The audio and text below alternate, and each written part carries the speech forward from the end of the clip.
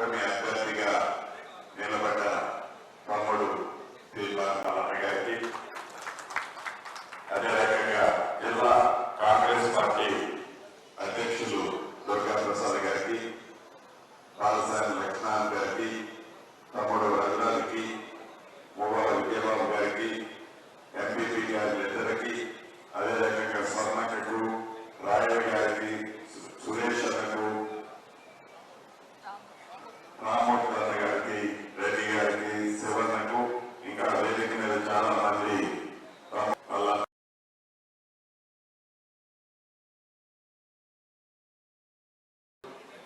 ఉభయ కమ్యూనిస్టు సోదరులు, గ్రామ స్థాయిలో ఉన్న కాంగ్రెస్ పార్టీ అధ్యక్ష కార్యదర్శులు, గ్రాడ్యుయేట్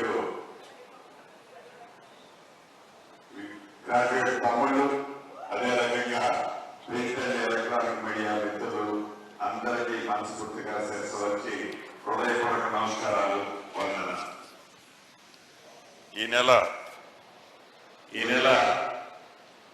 27వ తారీఖు జరుగుతున్న ఈ ఖమ్మం, నల్గొండ, వరంగల్ గ్రాడ్యుయేట్స్ ఉప ఎన్నికలు ఇందాక తమ్ముడు తీర్మానాలు గారు చెప్పినట్టు అసలు ఉప ఎన్నికల కారకులు ఎవరు, ఉప ఎన్నికలకి అసలు సూత్రధారులు ఎవరు, మళ్ళా ఏమి ముఖం పెట్టుకొని మళ్ళా ప్రశ్నించే గొంతుకు ఓటేయాలని అడుగుతున్నారు అనేది ఈ 3 జిల్లాల్లో ఉండే గ్రాడ్యుయేట్స్ తమ్ముళ్ళందరూ ఒక్కసారి మీరు ఆత్మ పరిశీలన చేసుకోవాల్సిన అవసరం ఉంది. ఆనాడు రెగ్యులర్ ఎన్నికలు, ఈ గ్రాడ్యుయేట్స్ ఎన్నికల్లో, ఎమ్మెల్సీ ఎన్నికల్లో ఆనాడు నేను కూడా టీఆర్ఎస్ పార్టీలోనే ఉన్నా. తమ్ముడు తీర్మార్ మల్లన్న తమ్ముడు ఇండిపెండెంట్ గా కాంటెస్ట్ చేశాడు. ఆ రోజే బయటికి రావడంతోనే మరొక అక్రమ కేసు పెట్టడం, మళ్ళీ జైల్లో పెట్టడం, మళ్ళీ కింద మీద పడి బెయిల్ తెచ్చుకుంటే మళ్ళీ ఒక కేసు పెట్టడం. ఒక్క నీతిగా నిజాయితీగా ఒక్క కేసైనా ప్రూవ్ అవుతుందా? అధికారం ఉంది కదా అని అధికారాన్ని దుర్వినియోగం చేసి కేవలం మిమ్మల్ని ప్రశ్నించాడనే కదా అన్ని 100 కేసులు పెట్టింది. కేవలం మిమ్మల్ని ఎదిరించాడనే కదా అన్ని 100 కేసులు పెట్టింది. కేసులు పెట్టింది మీరు, మీ ప్రభుత్వంలో పెట్టిన కేసులు తప్ప ఎప్పుడైనా ఒక్క సింగిల్ కేసు ఆ తీర్మార్ మల్లన్న గారి మీద చూపించండి.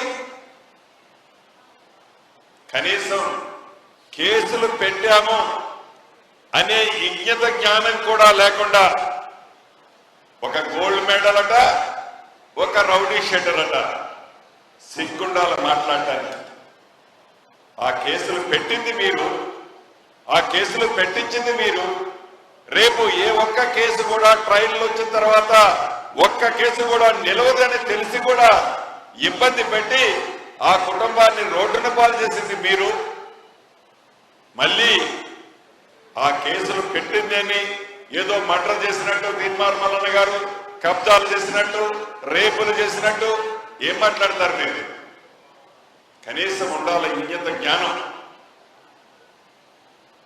అది మర్చిపోయి మీరు వ్యక్తిగతంగా విమర్శ చేయడానికి ముందు, మీరు వ్యక్తిగత విమర్శలు చేసే ముందు ఆ వ్యక్తి యొక్క నైజం ఏంటి, ఆ వ్యక్తి ఎక్కడ కబ్జా చేశాడు, ఆ వ్యక్తి ఎక్కడ తప్పు చేశాడు, ఆ కేసులకి కారకులు ఎవరో తెలిసి కూడా మీరు అలా మాట్లాడటం ఈ సమాజం హర్షించదని కూడా ఈ వేదిక మీద నుంచి వారికి తెలియజేస్తున్నారు.